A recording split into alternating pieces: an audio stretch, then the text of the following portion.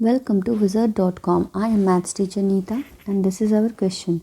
Evaluate minus 6 upon 5 to the power 3. So we have to evaluate this fraction. Since we know the property of exponent x by y to the power m can be written as x to the power m divided by y to the power m. The power can be split in the numerator and the denominator. So let's split the power. So minus 6 to the power 3 divided by 5 to the power 3. This we can write. And minus 6 we can write as minus 1 to the power 3 multiplied by 6 to the power 3.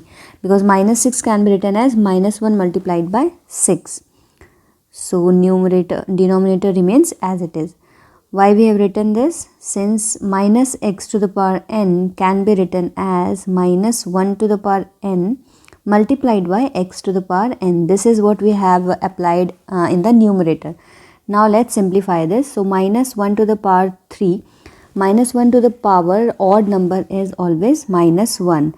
And 6 to the power 3 is 216 divided by 5 to the power 3, which is equal to 125.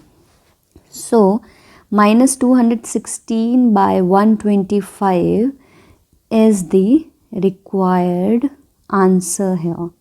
So this is our answer.